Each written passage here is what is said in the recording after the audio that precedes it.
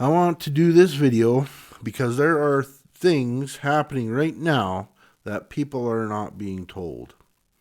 This video is my opinion and my experience watching both sides of a continuous fight for God and against God. This is about the ex-Mormon and the believing Mormon. For the last 7 years, I have been watching ex-Mormon videos on YouTube from people like Dave Bertisiewicz, Sean McCraney, John DeLynn, Han Radius, Jay Kelton, Jonathan Streeter, and etc. So this video is going to point some things out that just has happened in these past couple of months.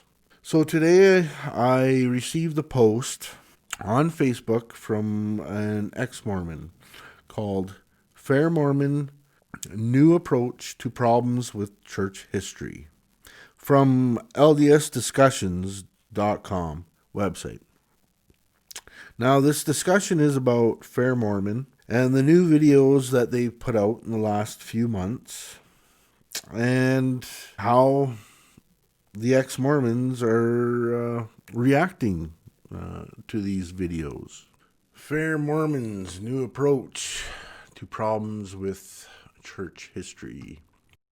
I just want to point out I'm going to go through points in this article and probably won't go through the whole thing. If you want to read it, go to ldsdiscusions.com and read it for yourself. I just don't want this video to take an hour. Thanks. I've been thinking a bit lately about the Fair Mormon, This Is the Show video and how they attack both the CES letter and Mormon stories on such a personal level. If I had more time, I'd do more robust writing, but work is blah blah blah. So he starts off with that. All right, now we'll go. Since Fair Mormon has now called Jeremy Reynolds and John DeLynn homewreckers for profit, I wanted to respond as an inactive member of record in the Church of Jesus Christ of Latter-day Saints. How stupid, misguided, and dishonest of an argument this is. The thing that Fair Mormon and their TIS videos don't understand is that the information in the CS letter and Mormon stories are not about Jeremy Reynolds or John DeLynn. At least they aren't to me and almost anyone I've talked to in any depth since starting this website. When I started down the rabbit hole, I came across the CS letters because I was using Google to research problems I always knew were there. It blew my mind, and the way it went through the different issues both efficiently and in a chronological way just makes it impossible to use apologetics to make it all work. So let's go over to Mormon Stories Podcast and John DeLynn and see what Wikipedia has to say. So we get a little bit more information on how John DeLynn thinks. So we have Mormon Stories Podcast is a podcast principally hosted by psychologist John DeLynn, featuring interviews with individuals and occasionally scholars on Mormon topics. The podcasts are noted as an arena for individuals critical of the Church of Jesus Christ, the Latter-day Saints, skeptic and dissident individuals. Well, that's kind of interesting because, he's a psychologist, so he went to school to become a doctor. a doctorate in psychology. But here it kind of points to kind of a one-sided critical thinking about the Church of Jesus Christ of Latter-day Saints. And also, I wanted to point down here, right, it says, at times, personally conflicted about continuing Mormon stories, DeLynn stopped and restarted the project a few times, so he wasn't too sure. In January 2010, DeLynn resumed the blog and podcast, focusing on faith crisis, mental illnesses, and notable guests. So now we have, in January, he started his podcast up on focusing on faith crisis and mental illness. So he's focusing on the faith crisis and mental illness of the Church of Jesus Christ of Latter-day Saints. So I'm getting this to be one-sided. Like, if he had put religious stories podcast, then it's all kind of religions and stuff, but it's Mormon stories. So Mormon stories focusing on faith crisis, mental illness. Is he thinking that all members of the church are mentally ill and they need to be fixed? That's kind of interesting. Okay, let's keep going on. Is the CS letters perfect? No. And there are some areas I would absolutely change after reading the rebuttals from Fair Mormon, Jim Bennett, etc. But that said, even those problems, the maps and plagiarisms, ones early on seem to be the most problematic. Do not change the bigger issues, the church history, such as the Book of Abraham, DNA, Book of Mormon problems, and of course polygamy and racism.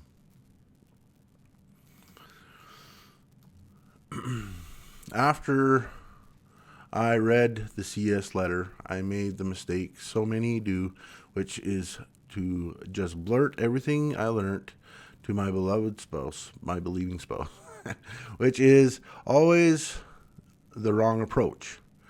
But she asked me to read the Fair Mormon response, which I did, and it made a lot of sense. But the problem with apologetics came when I read the CS letters response to Fair Mormon, and then read Fair Mormon's response a second time. And then you could see the games apologists play with quotes, sources, and meanings of words.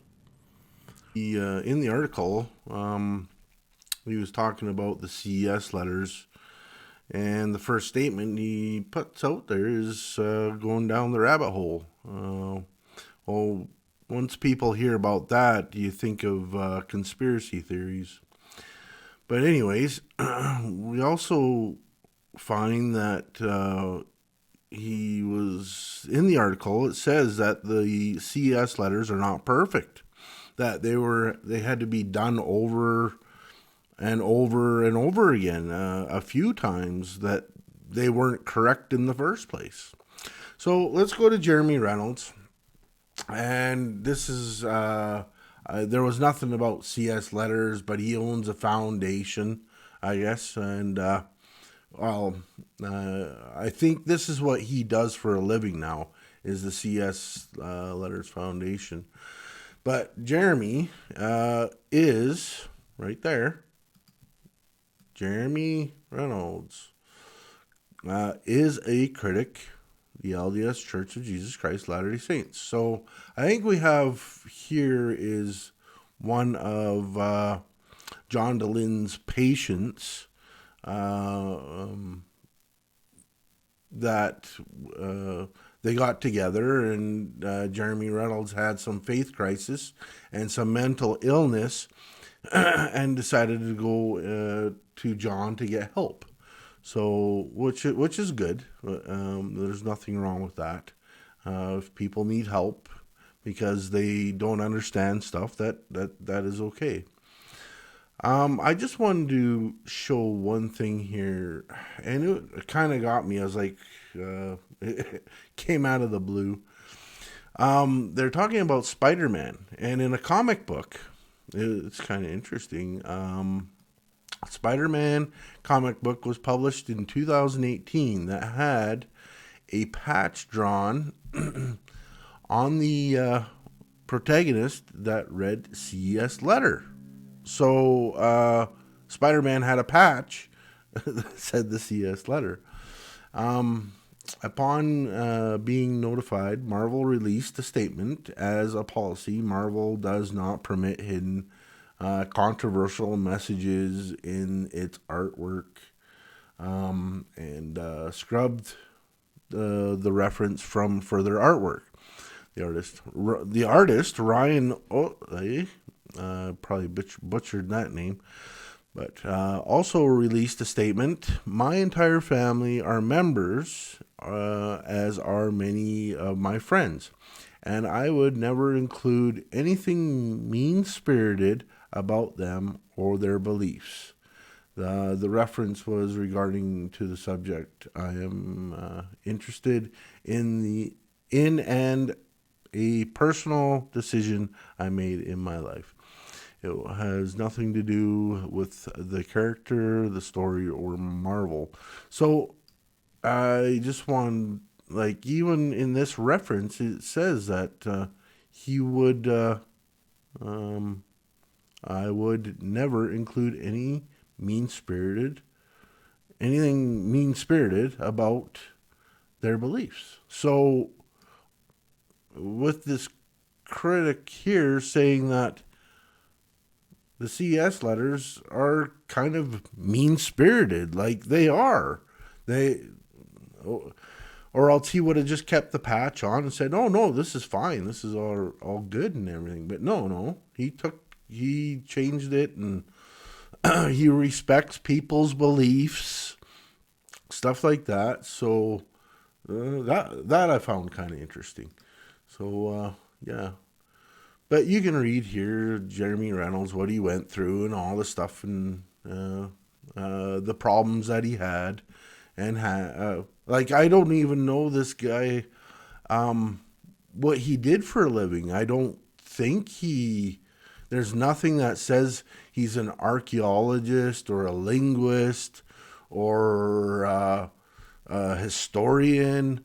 I have no idea what he does for a living, but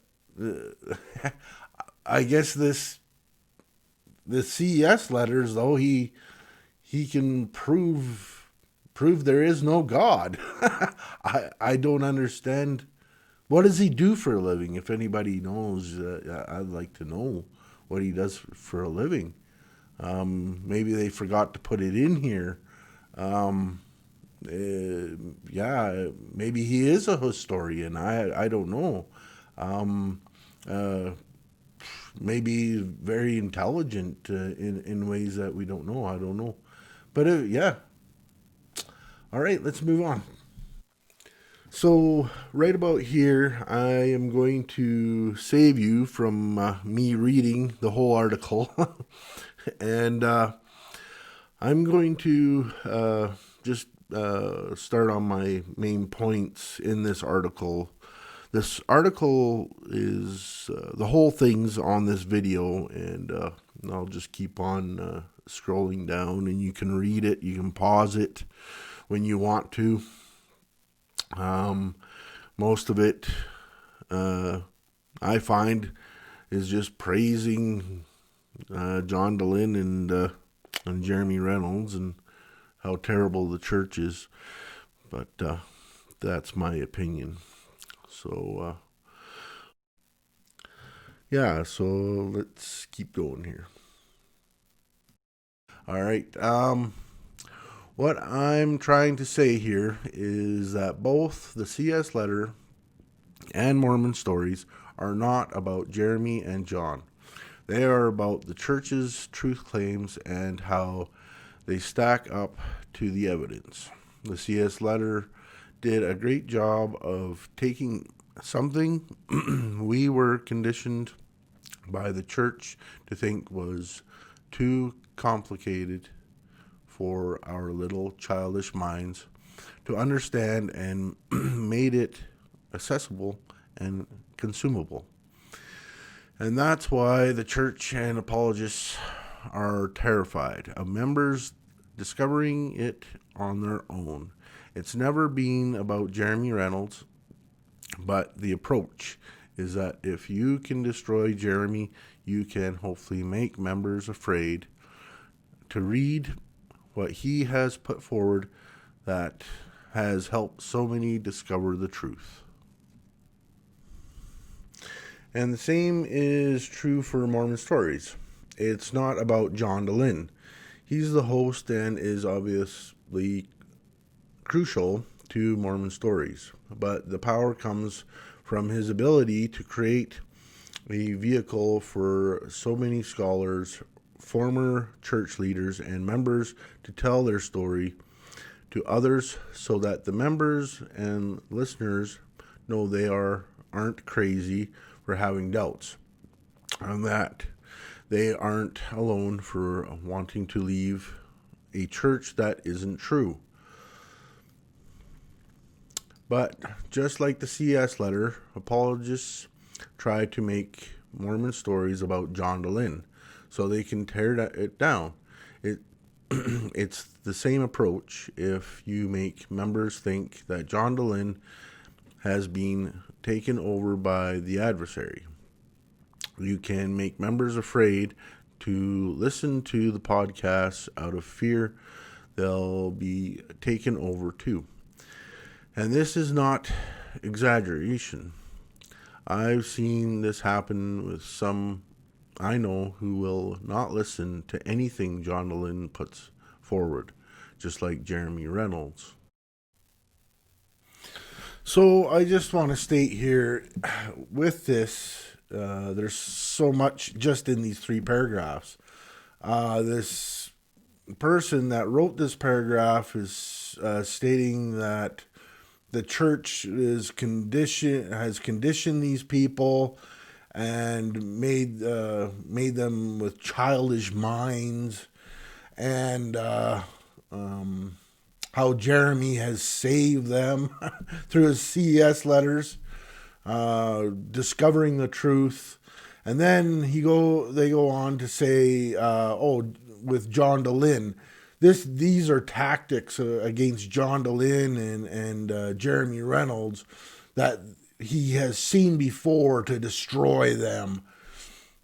Well, and he goes on, he says, John DeLynn, this is not about him. This is not about Jeremy.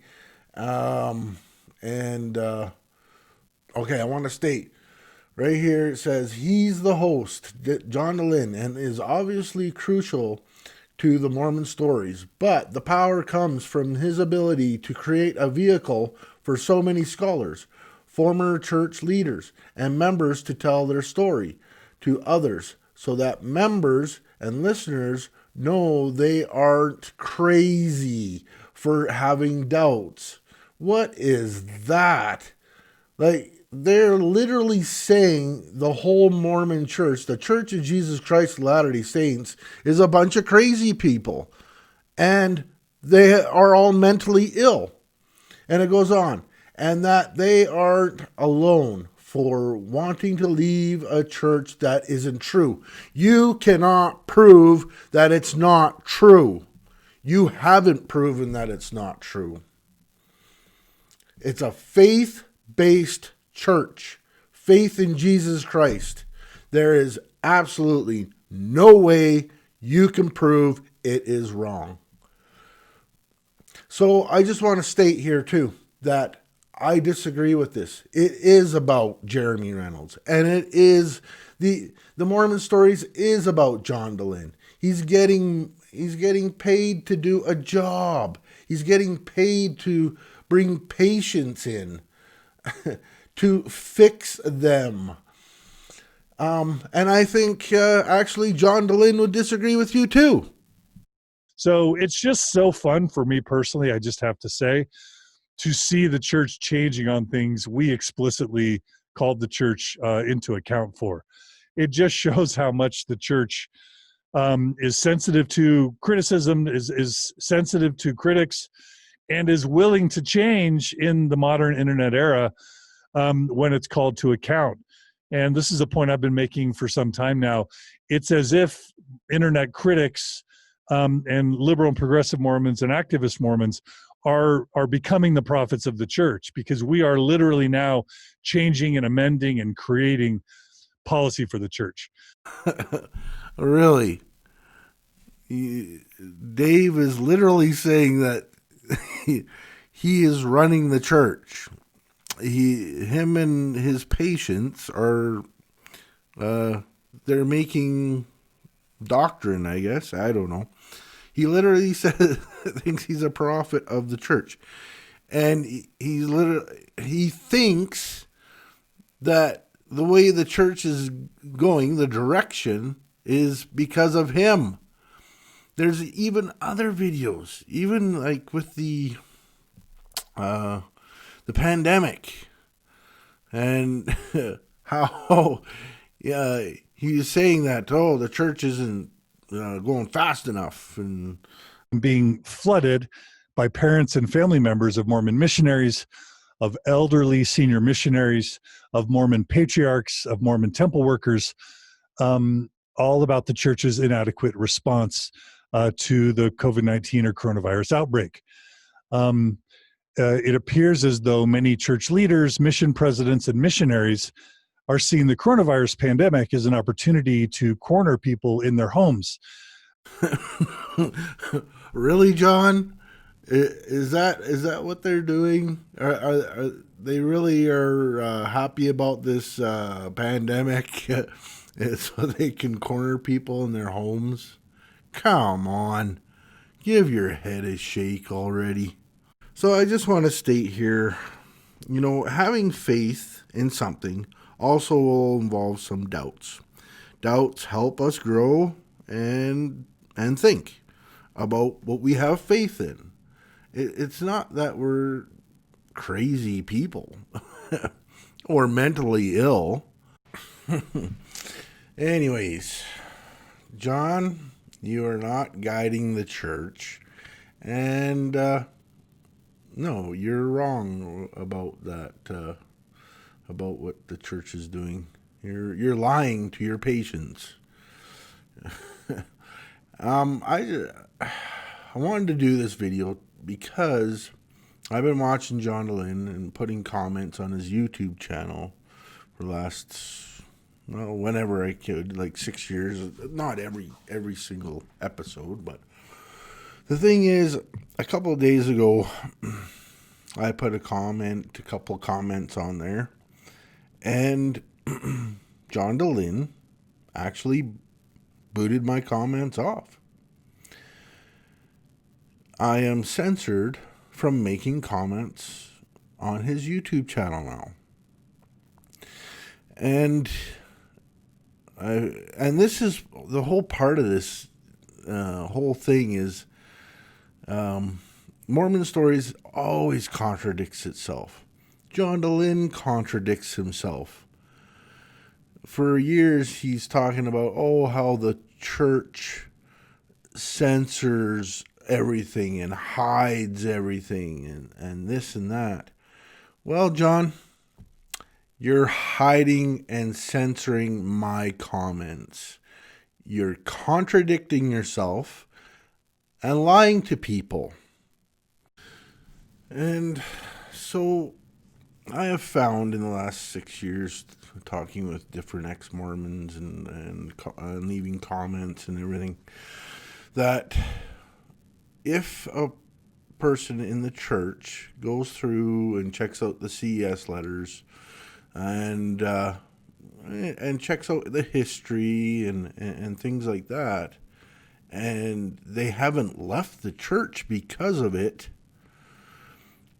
well, these people, these ex-Mormons don't really want to talk to you.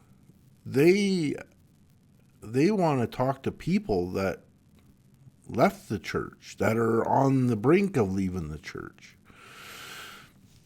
There's one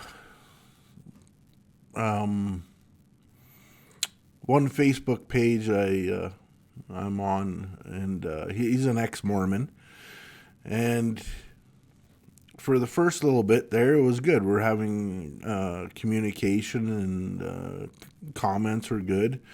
And later on, he found out, well, no, I'm not leaving the church. I am defending the church.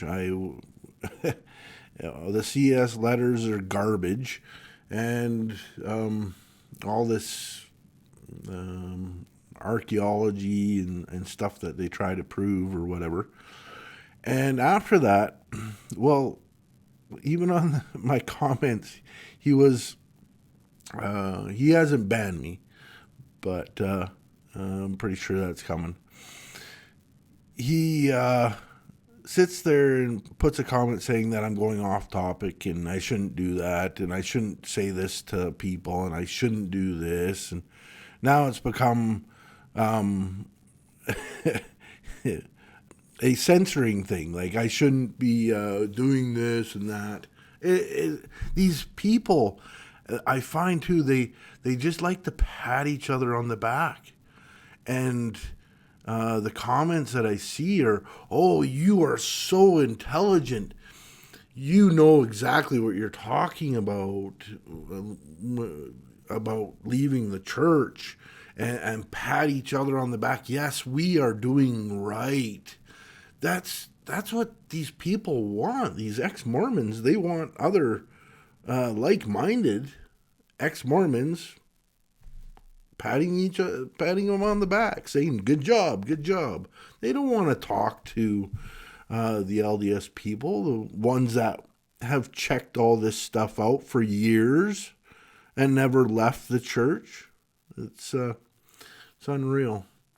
This article is a great example of the tactics that I absolutely hate by ex-Mormons. This article is absolutely disgusting. You know, all it does is falsely accuse members of the church of being crazy, uneducated, brainwashed, and more. The person that wrote this article says straight out that they have proven the church to be false. And there's no argument about it. It's just false. No, you're absolutely wrong. In saying that, I do agree with something that happened this last month with John DeLynn and Jeremy Reynolds, and it's not right. There was a meme put out there, and it incited violence against them. And no, I agree. Like, that stuff is not right, and there should be no violence. Those gospel topics essays led a crap ton of people to lose their faith. And so it was just like Mormon apologetics has been on the ropes. They've been bludgeoned. Daniel Peterson is old news. Midgley and Hamblin are old news. And the essays aren't working. And by 2019 or so, it just feels like apologists are kind of getting bloodied and beaten down. Now that's kind of setting the stage. Oh, what? What? Bludgeoned? Bloodied and beaten? Oh, wow. So you were just explaining the history of critics and apologists of the church, and how Mormon stories and the CES letters have bludgeoned and bloodied and beaten defenders of the Church of Jesus Christ of Latter-day Saints? Is this the agenda of Mormon stories and the CES letters? To conquer people defending their faith? I find this very concerning. Jeremy Reynolds and John DeLynn, I plead, I ask of you to please stop your lies. Please stop your violence against great families that defend their faith. So I just want to leave on this note saying that, yeah, I totally disagree with this article. And I also think that John DeLynn should make a video of his beliefs. It would be very interesting to see what he believes. In his latest video, he said he's not an atheist. But does he believe in Jesus, but doesn't believe in the Bible? It's so confusing. I think he should make a video of his beliefs. And no, I won't build a business on destroying your beliefs. You don't have to worry about that. It just would be kind of interesting. And I wish you all a great day, and God bless you all.